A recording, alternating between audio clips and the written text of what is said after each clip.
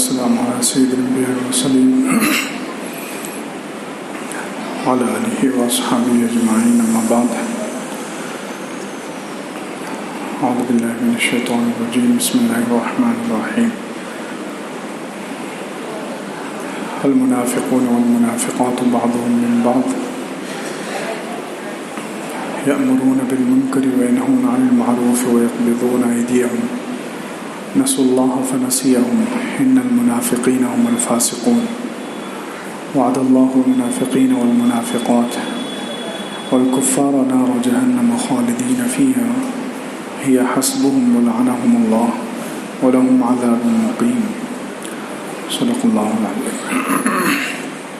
اللهم صل على سيدنا محمد وعلى آل سيدنا محمد وبارك وسلم. اللهم صل على سيدنا محمد وعلى آل سيدنا محمد وبارك وسلم.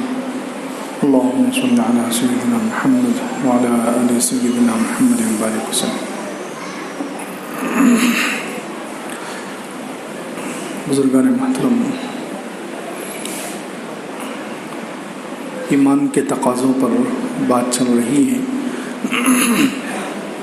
ایمان ہر مسلمان سے، ہر مومن سے کیا کیا تقاضے کرتا ہے، ایمان کی وجہ سے کون سے تقاضے ہمارے اوپر پورے کرنا ضروری ہو جاتے ہیں.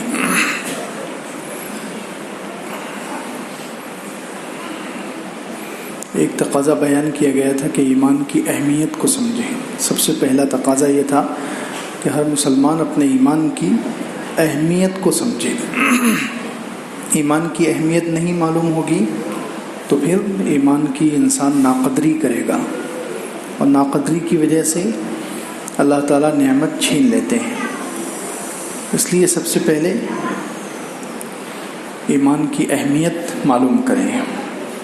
دوسرا تقاضا تھا کہ ایمان کے بارے میں ہمیشہ ڈرتے رہیں، اپنے ایمان کے بارے میں ہمیشہ فکر مند رہیں. کبھی ایمان کے بارے میں بے فکر نہ ہوں، بے خوف نہ ہوں. ہمیشہ ڈرتے رہیں کہ کہیں یہ ایمان مجھ سے چھن نہ جائے، ایمان میرے پاس سے چلا نہ جائے. تیسرا تقاضا تھا کہ جن کاموں کی وجہ سے، جن چیزوں کی وجہ سے ایمان دل سے نکل جاتا ہے، برا خاتمہ ہو جاتا ہے، ایمان چھن جاتا ہے، ان سے بچیں. جیسے عقیدے میں خرابی ہے، نیک اعمال پر نہ جمنا، نیک اعمال کی پابندی نہ کرنا، بار بار گناہ کرنا، ان سے بچنا ہے، کیونکہ ان سے ایمان چھن جاتا ہے، ایمان دل سے نکل جاتا ہے. چوتھا تقاضا تھا کہ کچھ اعمال ایسے ہیں جن سے ایمان وقتی طور پر نکل جاتا ہے یا کمزور ہو جاتا ہے، خراب ہو جاتا ہے. کچھ اعمال ایسے ہیں جن سے ایمان خراب ہو جاتا ہے، ایمان کمزور ہو جاتا ہے، ایمان میں فساد اور گڑبڑی پیدا ہو جاتی ہے. اس کے تقریباً 10 اعمال بتا دیے گئے ہیں.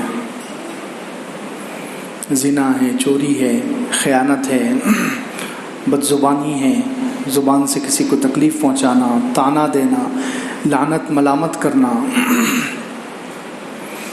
یہ سب چیزیں. اب آخری چیز ہے اس میں جس سے ایمان خراب ہو جاتا ہے، نفاق.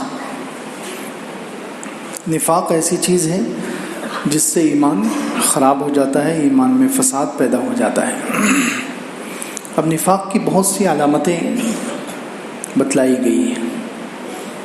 قرآن میں غور کریں، اللہ کے رسول صلی اللہ علیہ وسلم کی پاک حدیثوں میں غور کریں تو ان سے معلوم ہوتا ہے کہ ایمان کی بہت سی، نفاق کی بہت سی علامتیں ہیں.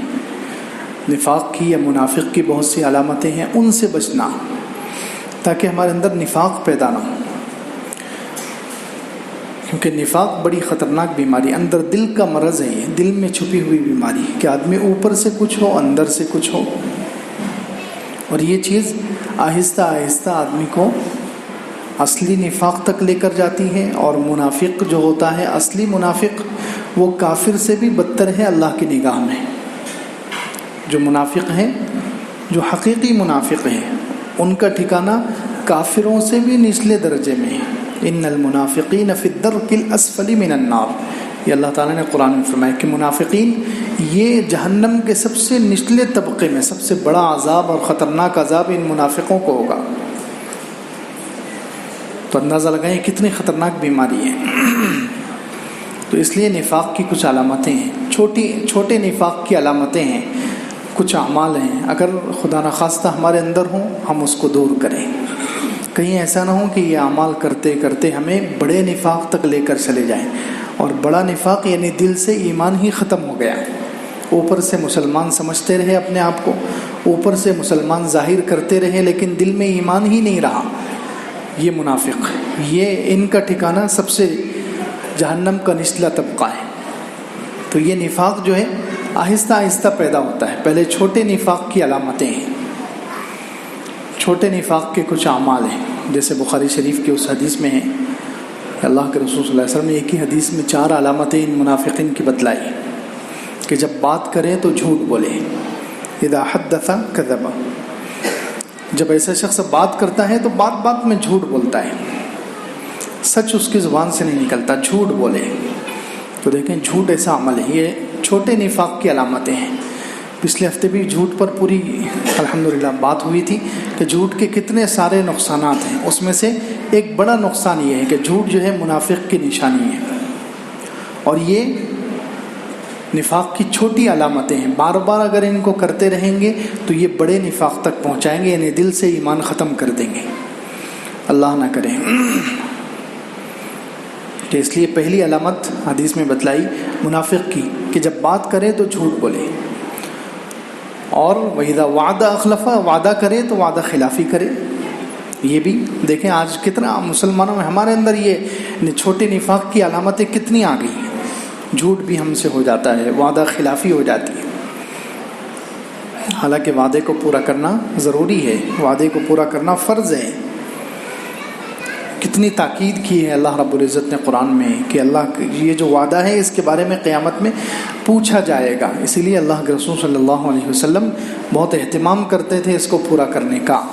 زمانہ جاہلیت میں، یعنی ابھی اللہ کے رسول صلی اللہ علیہ وسلم کی عمر مبارک 40 سال کی نہیں ہوئی تھی، ابھی نبوت نہیں ملی، اس سے پہلے کا واقعہ حدیث کی صحیح کتابوں میں ہے کہ حضور صلی اللہ علیہ وسلم نے ایک شخص سے معاملہ کیا، ایک شخص سے کچھ لین دین کا معاملہ ہوا، اور اس نے کہا ٹھیک ہے میں ابھی آتا ہوں، آپ صلی اللہ علیہ وسلم نے کہہ دیا ٹھیک ہے میں یہیں کھڑا ہوا ہوں۔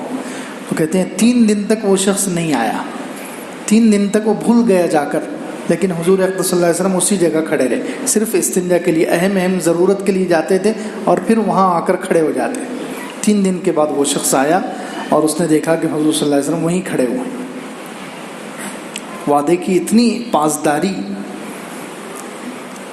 حالانکہ ابھی اللہ کا حکم بھی نہیں آیا، ابھی شریعت بھی نہیں آئی، لیکن حضور اقدس صلی اللہ علیہ وسلم ابھی سے وعدے کے اتنے پابند۔ تو وعدے کی پابندی، اگر وعدے کی پابندی نہیں کریں گے، وعدے میں خلاف ورزی کریں گے، تو یہ منافق کی نشانی ہے کہ جب وعدہ کرتا ہے تو اس کی خلاف ورزی کرتا ہے۔ اذا وعد اخلف واذا اؤتمن خان، جب امانت رکھی جاتی ہے تو امانت میں خیانت کرتا ہے، یہ امانت میں خیانت۔ اللہ تعالیٰ نے کچھ امانتیں دی ہیں، اللہ کی شریعت امانت ہے، دین امانت ہے، جسم امانت ہے، وقت اور زندگی امانت ہے، تو اس میں خیانت ہو یا پھر لوگوں کی طرف سے کچھ امانت رکھوائی جائے تو اس میں خیانت ہو، تو امانت میں خیانت یہ منافق کی نشانی ہے کہ اس کو کوئی خوف نہیں ہوتا اللہ کا، آخرت کی باز پرس کا، آخرت کے حساب کا، اس لیے وہ امانت میں آرام سے خیانت کر لیتا ہے۔ دیکھیں ہمارے اندر بھی کتنی یہ صفت پائی جاتی ہے، کسی کی چیز لے لی اور ہم غائب کر دیتے ہیں، یا اس کا غلط استعمال کرتے ہیں، یا کسی کو آگے بغیر اجازت دے دیتے ہیں، یا اس کو ضائع کر دیتے ہیں، ہمیں احساس ہی نہیں ہوتا کہ یہ چیز واپس کرنا ضروری ہے، امانت ہے۔ اور امانت کا جو خیال نہ کرے، امانت کو جو پورا نہ کرے، وہ منافق کی نشانی ہے کہ وہ امانت میں خیانت کرتا ہے۔ یہ 3 نشانیاں، اور چوتھی نشانی وَإِذَا خَاصَمَ فَجَرَ، جب وہ جھگڑا کرتا ہے تو گالی بکتا ہے، یا جھگڑا کرتا ہے تو ظلم کر لیتا ہے۔ یہ منافق کی 4 علامتیں ایک ہی حدیث میں بیان۔ تو یہ چھوٹے نفاق کی علامتیں ہیں، تو یہ 4 علامتیں ایک جگہ بیان۔ پھر دوسری حدیث میں، ترمذی میں ایک حدیث ہے جس میں 2 نشانیاں ایک ساتھ بیان ہوئی، بے حیائی اور بد زبانی۔ مومن جو ہوتا ہے وہ کم بات کرتا ہے، مومن کم بات کرتا ہے اور وہ حیادار ہوتا ہے. العی والحیاء شعبتان من الایمان والبذاء والبیان شعبتان من النفاق، اور کما قال علیہ الصلوۃ والسلام. حضور صلی اللہ علیہ وسلم نے فرمایا کہ کم بولنا اور حیا، شرم، یہ ایمان کی نشانیاں، ایمان کے دو شعبے ہیں.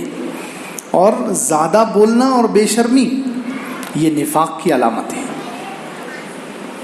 یہ بھی دیکھیں، زیادہ بولنا، جہاں نہیں بولنا چاہیے وہاں بھی بول رہے ہیں، جو نہیں بولنا چاہیے وہ بھی بول رہے ہیں، بس زبان قینچی کی طرح چل رہی ہے. نہیں، مومن جو ہوتا ہے کم بولتا ہے، کیونکہ مومن ہے، اس کو یقین ہے کہ میرا ایک ایک جملہ لکھا جا رہا ہے اور ایک ایک جملے پر مجھے حساب ہوگا. تو پھر ہر ایک کی دلیل دینی پڑے گی کہ آپ نے یہ بات کی تھی، اس کی کیا دلیل ہے، آپ نے یہ بات کی تھی، اس کی کیا ضرورت تھی. زبان اسی لیے تھوڑی دی گئی کہ بس چلاتے رہیں، نہیں. کم بولنا ہے مومن کی نشانی ہے. ایمان کے دو شعبے حضور صلی اللہ علیہ وسلم نے فرمایا اس حدیث میں، کم بولنا، کہ مومن جو ہوتا ہے کم بولتا ہے کیونکہ اس کو یقین ہے ہر بول لکھا جا رہا ہے اور ہر بول پر پوچھ لیا جائے تو کیا ہوگا. آج ہم بولتے ہیں، سب سے زیادہ دل، علماء نے لکھا ہے سب سے زیادہ دل سخت ہوتا ہے زیادہ بولنے سے. سب سے زیادہ دل سخت ہوتا ہے کیسے؟ زیادہ بولنے سے. اور ہم لوگوں کو بولے بغیر رہا نہیں جاتا، بس بولتے رہتے. دو آدمی بیٹھ گئے تو اب سوچتے ہیں کہ بولنا اب فرض ہو گیا، بازو والا آ گیا ہے اس کی خاطر بولنا ہے. 2 آدمی بیٹھو، 5 آدمی بیٹھو، ضرورت کی بات ہے تو بولو، نہیں تو خاموش رہو. کوئی گناہ نہیں ہوگا کہ 4 آدمی آپ کے پاس بیٹھے تھے، آپ نے کیوں نہیں بولا، کوئی گناہ نہیں ہوگا. لیکن ہم تو بس باتیں شروع کر دیتے ہیں، پھر گھنٹوں اور بلکہ راتوں گزر جاتی ہے. اس کی وجہ سے ہمارا دل سب سے زیادہ سخت ہو رہا ہے. حضرت شیخ زکریا رحمۃ اللہ علیہ جنہوں نے فضائل اعمال لکھی ہے، وہ جب رمضان میں اپنے مریدین کو بلاتے تھے، ان سے جو لوگ بیعت تھے اصلاح کے لیے رمضان میں 10 دن 20 دن ان کے پاس جاتے تھے، تو ان کے پاس قانون تھا کہ یہاں 10 دن رہو 20 دن رہو، جتنا کھانا ہے کھاؤ، جتنا سونا ہے سو، صرف بات مت کرو.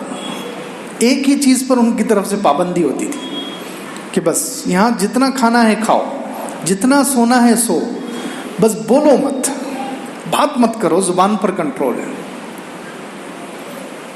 زبان پر کنٹرول. زبان پر کنٹرول بھی سیکھنے سے آتا ہے اور بہت اہم شعبہ ہے یہ ایمان کا. بلا وجہ بس بولنا شروع کر دیا، بولتے رہتے ہیں، اس لیے ہمارا دل سخت ہوتا جا رہا ہے. تو خیر، اس حدیث میں کیا فرمایا کہ منافق کی 2 نشانیاں، 2 شعبے ہیں نفاق کے. ایک بے حیائی،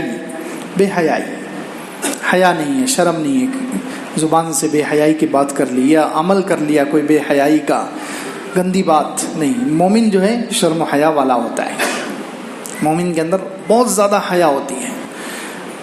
اسی لیے تو اللہ کے رسول صلی اللہ علیہ وسلم کے بارے میں حضرت عائشہ رضی اللہ عنہ فرماتی ہیں کہ حضور اقدس صلی اللہ علیہ وسلم کے اندر اتنی حیا تھی کہ مدینے کی کنواری عورتوں میں وہ حیا نہیں تھی.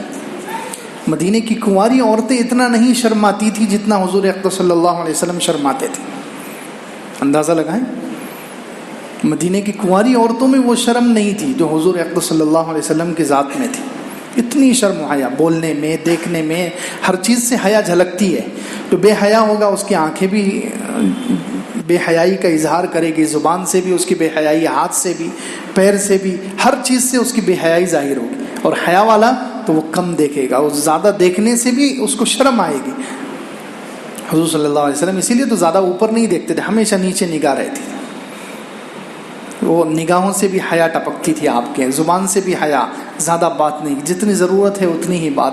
ہاتھوں سے، جسم کے ایک ایک حصے سے حضور اقدس صلی اللہ علیہ وسلم کی حیا ظاہر ہوتی تھی کہ یہ شرم والے ہیں.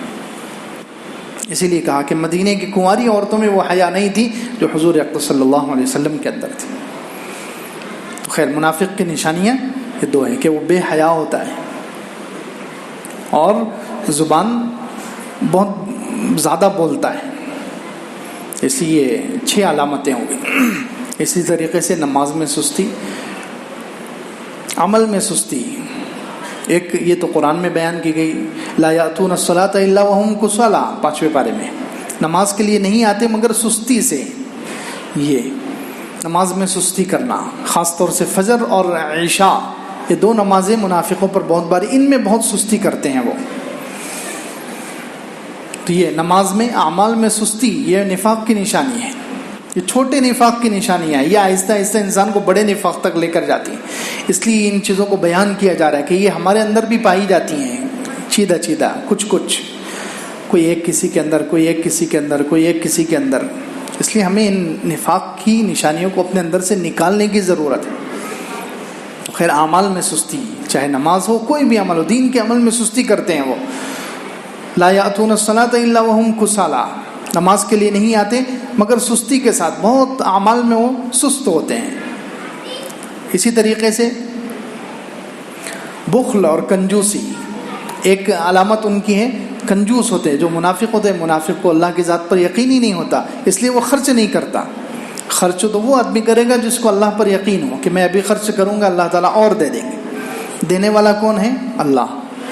دینے والا اللہ ہے، جس کو اللہ پر یقین ہوگا کہ دینے والا اللہ ہے. ابھی جو میرے پاس موجود ہے وہ بھی اللہ ہی نے دیا ہے، اب خرچ کر دوں گا تو دوبارہ اللہ ہی دے گا. تو جس کو یقین ہوگا وہی خرچ کرے گا. منافق کو یقین نہیں ہوتا، اس لیے وہ کنجوس ہوتا ہے. تو ایک نشانی منافق کی بخل اور کنجوسی، یہ اللہ معاف کرے ہماری ایمان کی کمزوری کی وجہ سے ہمارے اندر بھی پائی جاتی. ہم بھی کنجوسی کر جاتے ہیں، کہیں جہاں خرچ کرنا چاہیے کبھی کبھی ہم بھی کترا جاتے ہیں، وہاں سے کنی کاٹ لیتے ہیں. نہیں، مومن جو ہے سخی ہوتا ہے کیونکہ اس کو اللہ کی ذات پر بھروسہ ہوتا ہے. تو بخل اور کنجوسی یہ بھی منافق کی نشانی ہے. اسی طریقے سے اپنے آپ کو بے بس سمجھنا، عجز جس کو کہتے ہیں، ہاں اپنے آپ کو بے بس سمجھنا، اللہ کی ذات سے مایوس ہو جانا، یہ بھی منافق کی نشانی ہے کہ یہ عمل مجھ سے نہیں ہو سکتا، یہ کام مجھ سے نہیں ہو سکتا، یہ بہت مشکل عمل ہے، یہ بہت مشکل کام ہے. نہیں، مومن ایسا نہیں ہوتا. مومن اولو العزم ہمت والا ہوتا ہے. وہ کوئی بھی عمل اس کو دیا جائے، وہ عمل شریعت کا، اللہ کا کوئی بھی حکم آ جائے، وہ ظاہر میں مشکل لگتا ہے لیکن وہ ہمت کر کے کر لیتا ہے تو اللہ تعالیٰ آسان کر دیتے ہیں. بے بس سمجھنا اپنے آپ کو کہ یہ عمل مجھ سے نہیں ہو سکتا، یہ منافق کی نشانی. آج دیکھیں ہم میں سے کتنے لوگ ہیں جو سمجھتے ہیں کہ یہ عمل مجھ سے، رمضان کے روزے مجھ سے نہیں رکھے جا سکتے، اتنا بھوکا میں نہیں رہ سکتا. نوجوان ہو کر ہٹے کٹے ہو کر ہم میں سے کتنے لوگ روزہ چھوڑ دیتے ہیں کہ یہ عمل مجھ سے نہیں ہو سکتا. بے بس، اپنے آپ کو بے بس سمجھتے ہیں. فجر کے لیے تو میں اٹھ ہی نہیں سکتا. بے بس، کیوں بے بس سمجھ رہے ہیں اپنے آپ؟ انسان ہمت کرے، اگر انسان ہمت کرے تو پھر کیا نہیں انسان کے بس میں. یہ کم ہمتی ہے جو بے بسی معلوم ہوتی ہے، کم ہمتی ہے جو ہم سمجھ رہے ہیں کہ بے بسی، ہم یہ عمل کر ہی نہیں سکتے. صرف ہمت کی دیر ہے. ہمت کر لے انسان تو پھر چاند پر کمن ڈال سکتا ہے. کافر لوگ ہمت کر کر کے کہاں سے کہاں پہنچ رہے ہیں. تو ہمت بہت بڑی چیز اللہ تعالیٰ نے انسان کو دی ہے کہ اگر وہ کسی بھی کام کے لیے ہمت کو استعمال کرے تو کتنا بھی مشکل کام نظر آتا ہو اللہ تعالیٰ اس کے لیے اسباب پیدا کر دیتے ہیں، آسان کر دیتے ہیں. تو اپنے آپ کو بے بس سمجھنا یہ منافق کی نشانی ہے. کسی بھی عمل کے کرنے سے اپنے آپ کو بے بس سمجھنا کہ میں یہ کام نہیں کر سکتا، یہ نہیں، یہ منافق کی نشانی ہے. مومن تو ہمیشہ ہمت والا، بہادر ہوتا ہے. وہ ہمت کر کے کسی بھی عمل پر آ جاتا ہے اور اللہ تعالیٰ پھر اس کے لیے آسان کر دیتے ہیں. یہ ایک نفاق کی نشانی ہے. اسی طریقے سے ایک اور ترمذی شریف کی حدیث ہے، اچھے اخلاق کا نہ ہونا. منافق جو ہے اس کے اخلاق اچھے نہیں ہوتے. منافق کی عادتیں خراب ہوتی، اس کی زبان خراب، اس کے اخلاق خراب، وہ بات بات پر غصہ آ جائے گا، اس کو آپے سے باہر ہو جائے گا. بد اخلاق، زبان کا انتہائی کڑوا، لوگ اس سے دور بھاگے. یہ اچھے اخلاق نہیں ہوتے منافق کے. اور مومن اچھے اخلاق والا ہوتا ہے. مومن اچھے اخلاق والا ہوتا ہے. اس لیے حدیث میں صاف فرما دیا گیا کہ جو مومن ہے وہ ہمیشہ اچھے اخلاق والا ہی ہوگا. ایمان اور دو چیزیں جمع نہیں ہو سکتی، ایک بخل اور برے اخلاق. خصلتان لا تجتمعان فی مومن، دو خصلتیں ایمان والے کے اندر کبھی نہیں آئے گی. ایمان والا ہو ہی نہیں سکتا جس کے اندر یہ دو خصلتیں ہوں. کون سی؟ البخل وسوء الخلق، وکما قال علیہ الصلوۃ والسلام. حدیث ہے بخل، کنجوسی اور برے اخلاق یہ مومن کے اندر نہیں آ سکتے. مومن ہو اور کنجوس ہو، مومن ہو اور بد اخلاق ہو، نہیں. مومن سخی ہوتا ہے، مومن اونچے اخلاق، اچھے اخلاق ہوتے ہیں اس کے. اس کو بات کرنے کا اچھا طریقہ ہوتا ہے. اگر ٹھیک ہے انسان ہے غصے کی وجہ سے کسی کو کچھ بول دیا, کبھی کسی کا دل توڑ دیا, تو فوراً اس کو احساس ہوتا ہے اور وہ معافی مانگ لیتا ہے. یہ نہیں کہ معمولی بات پر روٹ کر بیٹھ گئے اور زندگی بھر پھر دشمنی نبھا رہے ہیں, زندگی بھر پھر کسی کے نقصان کے در پہ ہیں, زندگی بھر کسی کے پیچھے پڑے ہوئے ہیں. یہ مومن کی شان نہیں ہے. مومن تو اچھے اخلاق والا ہوتا ہے, برداشت کرتا ہے, دوسروں کی طرف سے تکلیف آتی ہے برداشت کرتا ہے, اپنی طرف سے کسی کو تکلیف پہنچ جاتی ہے تو معافی مانگ لیتا ہے.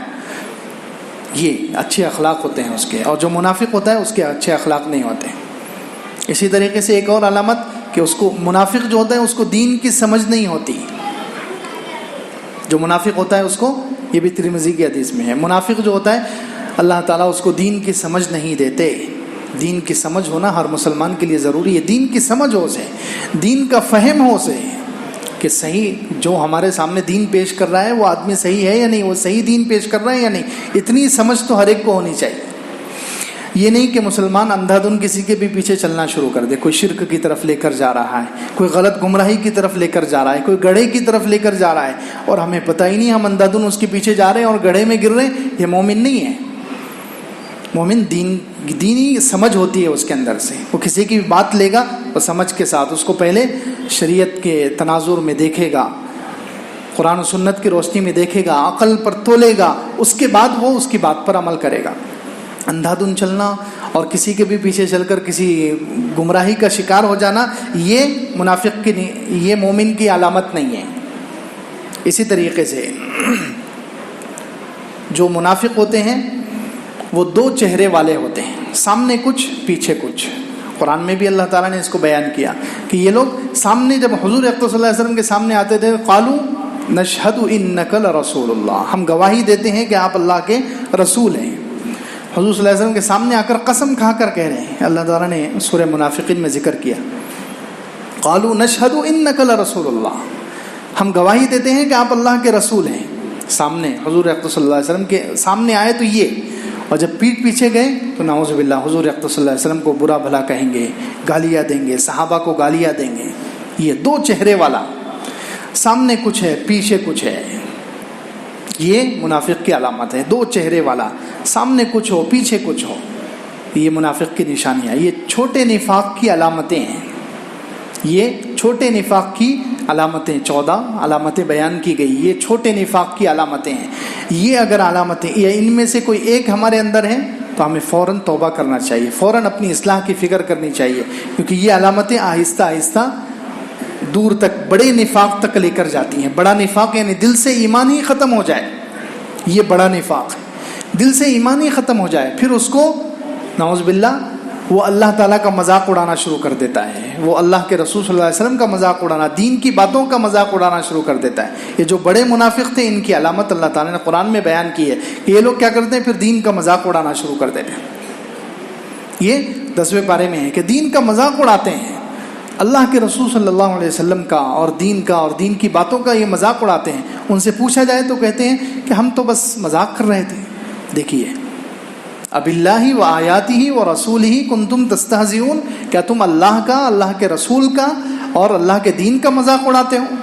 تو یہ آدمی جب جو ہے چھوٹی نفاق کی جو علامتیں ہیں ان کے اندر مستقل رہتا ہے تو آہستہ آہستہ بڑا نفاق پیدا ہو جاتا ہے, یعنی دل سے ایمان ہی ختم ہو جائے گا. پھر اللہ پر سے اس کا بھروسہ اٹھ جائے گا, اللہ پر سے ایمان ختم ہو جائے گا, اللہ کا مذاق اڑانا شروع کرے گا نعوذ باللہ. حضور اقدس صلی اللہ علیہ وسلم کی ذات عالی کا مذاق اڑائے گا نعوذ باللہ. دین کی باتوں کا, دین کی اہم چیزوں کا مذاق اڑائے گا. آج مسلمانوں میں ایسے لوگ موجود ہیں کہ نفاق کی وجہ سے ان کی یہ حالت ہو گئی کہ وہ خود دین کا مذاق اڑاتے ہیں, شریعت کا مذاق اڑاتے ہیں, شریعت کے احکامات پر کھل کر وہ طنز طعنے کرتے ہیں. تو یہ بڑا نفاق جو آدمی کو دل سے ایمان ختم کر دیتا ہے اور پھر آدمی دین کا مذاق اڑاتا ہے. پھر آہستہ آہستہ یہ انجام ہوتا ہے کہ وہ جہنم کے بڑے گڑھے میں پہنچ جاتا ہے. اللہ حفاظت فرمائے ہمیں.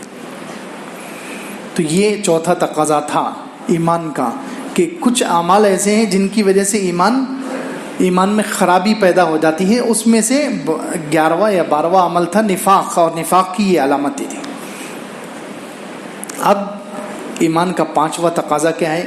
ایمان کا 5واں تقاضا یہ ہے کہ ہر مسلمان ان اعمال کو اختیار کرے جن سے اچھا خاتمہ نصیب ہو جائے, حسن خاتمہ، یعنی ایسے زندگی بھر ایسے کام کرتا رہے جس کی وجہ سے موت پر ایمان نصیب ہو جائے، جس کی وجہ سے حسن خاتمہ کہتے ہیں موت کے وقت جو ہے اچھا خاتمہ، کلمے کے ساتھ موت، یا کسی دینی عمل میں موت، نیک کام کے ساتھ موت، یا کافروں کے ساتھ لڑتے ہوئے شہادت کی موت، ایسی مبارک موت نصیب ہو جائے، اچھا خاتمہ نصیب ہو جائے، ان اعمال کا اہتمام کریں۔ یہ بھی بہت سارے اعمال ہیں کہ جن کی وجہ سے موت کے وقت ایمان مل جاتا ہے، اچھا خاتمہ نصیب ہوتا ہے، اس کے بھی بہت سارے اعمال علماء نے لکھے ہیں قرآن و سنت کی روشنی میں۔ پہلا عمل آنکھوں کی حفاظت، آنکھوں سے بد نظری نہ ہو، نامحرموں کو دیکھنا۔